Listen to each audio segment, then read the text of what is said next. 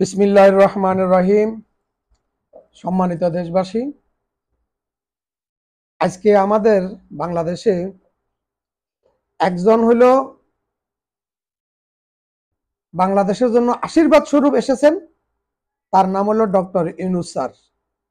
আর একজন হলো বাংলাদেশের জন্য অভিশাপ, যিনি পলায়ে গেছেন, ইন্ডিয়াতে গেছেন, চলে গেছেন, ইন্ডিয়াতে পলায়ে আছেন। কি জন্য বলতেছি দেখেন, আমি প্রবাস জীবন থেকে চলে এসেছি দীর্ঘ 10 বছর। গত এই 10 বছরের মধ্যে আমি আমার পরিবারের সমস্ত বাজার সদাই, দৈনন্দিন জীবনের সবকিছু আমি নিজে বাজার সদাই করি। আমি এখন গত 7 মাস বলবো না, আমি গত 1 মাস, রমজানের মাস, এই মাসের কথা বলবো। কারণ 7 মাস বললে তো হবে না, কারণ ওরা ডক্টর ইউনূস স্যার তো এসেছেন, কিছুদিন সময় তো লাগে একটা স্থিতিশীল অবস্থা নিয়ে আসতে। হ্যাঁ, এটা বলতে পারি 100% অর্থনীতিতে সুশাসন চলতেছে। আজকে সর্বপ্রথম 25 টাকা কইরা পেঁয়াজ বাংলাদেশে, আমি সর্বপ্রথম 25 টাকা করে পেঁয়াজ কিনছি। গত 10 বছরের ভিতরে এই রেট, এই 25 টাকা পেঁয়াজ আমি আর পাই নাই। কেউ পাইছে কিনা জানি না, গত 10 বছরের ভিতরে ছিল না। প্রত্যেকটা জিনিস দাম কম। রোজার প্রথমে কিছু জিনিসের দাম কম একটু বাড়তি ছিল, কিন্তু ধীরে ধীরে সেগুলো কমে আসছে।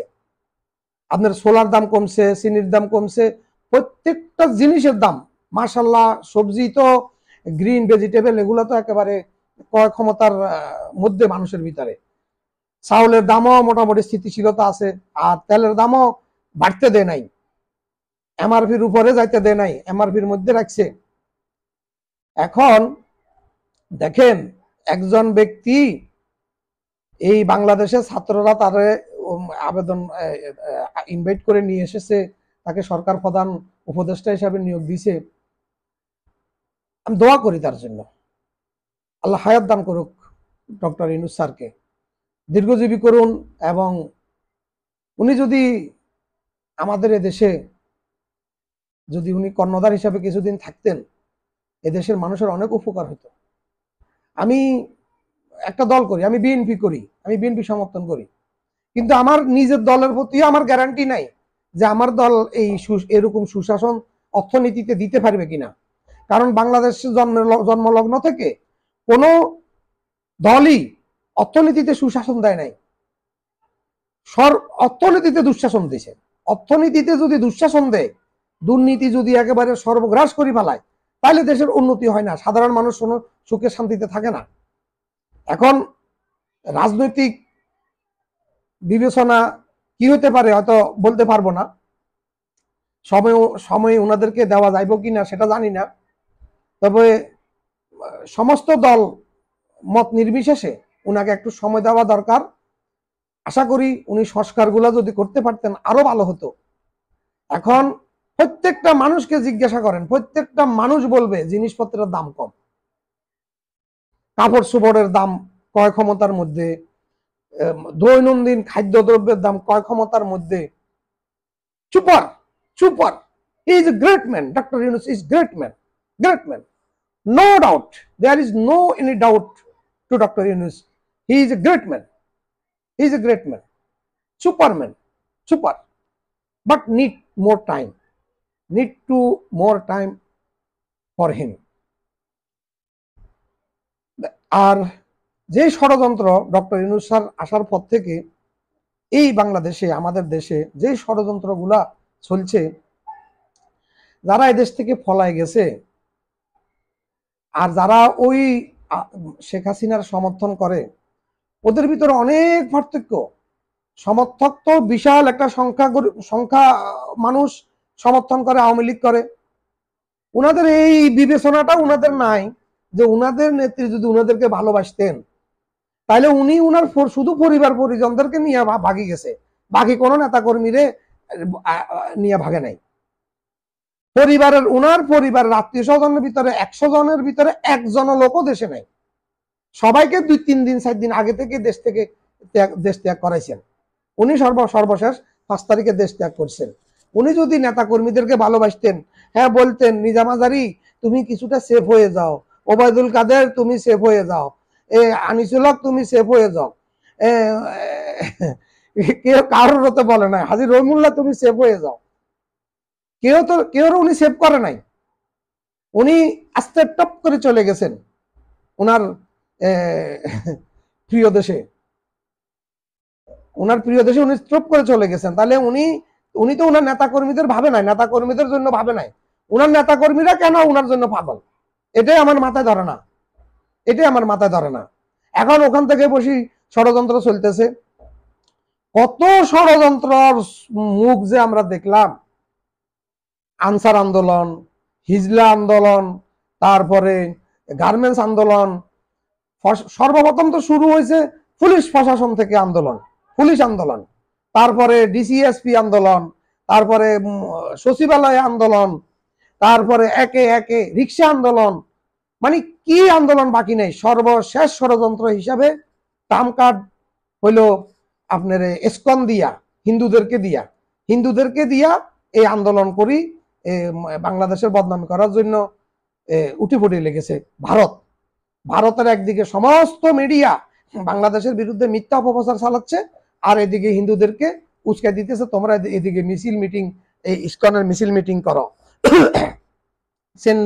চেন্নাই বাবুকে দিয়া এগুলা উনি ষড়যন্ত্র করছে, এখন পর্যন্ত সেটা চলমান, হিন্দুদেরকে দিয়া ষড়যন্ত্র এখন পর্যন্ত চলমান। তবে হিন্দুদের ভিতরে যারা সেকুলার, হিন্দুদের ভিতরে যারা বুঝে দেশপ্রেমিক, তারা কিন্তু এগুলার ভিতরে নাই।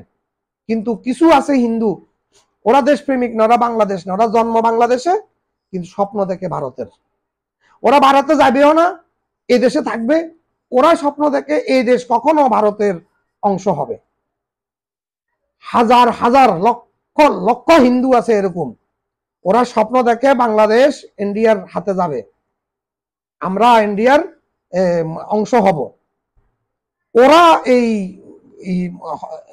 এখন ষড়যন্ত্রগুলা, আপনাদের কি মনে নাই যে প্রিয়াসার কথা, প্রিয়াসার নিজের বাড়ি নিজে জ্বালাই দিয়া লন্ডনে আমেরিকাতে যাইয়া এই বর্তমান প্রেসিডেন্ট মিস্টার ডোনাল্ড ট্রাম্প উনাকে বলতেছে আমার বাড়ি তো জ্বালাই দিছে। She is liar. দেখেন কত বড় ষড়যন্ত্র, কত বড় ষড়যন্ত্র। India media is liar, propaganda is liar, complete liar. ইন্ডিয়াতে প্রতিদিন সাম্প্রদায়িক দাঙ্গা হচ্ছে, সংখ্যালঘুদের উপরে নির্যাতন হচ্ছে, বিশ্বের কোনো মিডিয়া তেমন ভাবে উঠে নিয়ে আসতেছে না। বিশ্বের কথা বলবো, বিশ্বের সকল দেশ, সকল মানুষ কি ভালো? ভালো হলে ফিলিস্তিনের এই নিরীহ মানুষের উপরে এইভাবে যে ইসরায়েল বোমা মেরে মেরে মানুষ হত্যা করতেছে, কোনো প্রতিবাদ আছে? সরকারি পক্ষ থেকে কোনো প্রতিবাদ আছে? আমেরিকা কোনো অ্যাকশন নিচ্ছে? রাশিয়া কোনো অ্যাকশন নিচ্ছে? না। সম্মানিত দেশবাসী, একটা বিশ্লেষণ আমার আছে এখানে। ইন্ডিয়া নরেন্দ্র মোদী আর ইসরায়েলি নেতানিয়াহু দুইজনের বিগ প্ল্যান আছে, বিগেস্ট প্ল্যান। তারা পুরো পৃথিবী দখল করার জন্য হিটলারের মতো চিন্তা চেতনা নিয়ে অগ্রসর হচ্ছে। এখন এই মুহূর্তে ইসরায়েলি সেনাবাহিনীর ভিতরে ভারতীয় অসংখ্য সেনাবাহিনী আছে এই ফিলিস্তিনের বিরুদ্ধে আক্রমণ করতেছে। 100% শিওর এরা ভারতের যে হিন্দু সাম্প্রদায়িক যে গোষ্ঠী আর্মি ট্রেন্ড, তারা মুসলমানদেরকে মেরে মনে আনন্দ পায়, তাদের কাছে তৃপ্তি লাগে, তাদের অন্তর থেকে তাদেরকে তৃপ্তি নিয়ে আসে যে মুসলমানদেরকে মারো, হত্যা করো, মুসলমানদেরকে খুন করো। এই ধরনের লক্ষ লক্ষ মানুষ ভারতের হিন্দুদের ভিতর আছে। ওরা ওখান থেকে এই ইসরায়েলকে সহযোগিতা করতেছে, সৈন্য দিয়ে ইসরায়েলকে সহযোগিতা করতেছে। আর আমাদের আরব দেশের মানুষগুলা কি করতেছে? ইন্ডিয়ারে দাদা পূজা করতেছে, ইন্ডিয়ার মন্দির উদ্বোধন করতেছে আরব আমিরাতে। আরে বেকুব, এখন ফিলিস্তিন যাবে, ফিলিস্তিন শেষ হইলে জর্দান, মিশর, ইরান, ইয়েমেন, এরপরে তুমি থাকবানি। সৌদি আরব তো যাবে না। সৌদি আরব তো আল্লাহ রাসূল বলে দিছে সৌদি আরবের একটা অংশ মদিনা মক্কা কাফেররা দখল করতে পারবে না। এ কিয়ামত পর্যন্ত থাকবো এটা মক্কা মদিনা মুসলমানদের কবজায়। কিন্তু আরব আমিরাত, তুমি তো থাকতে না দোস্ত, তোমাকে তো জয় বাংলা করে দিব। আরব আমিরাত কেন বুঝে না? Why you didn't understand? Why Arab Emirat not understand? Why not supporting to Palestine? সম্মানিত দেশবাসী, এই আজকের মতো এখানে আমি শুধু মূল ভিডিওটা আমার তথ্য ছিল যে বাজার মূল্য মাশাআল্লাহ আলহামদুলিল্লাহ একেবারে খুশির সংবাদ।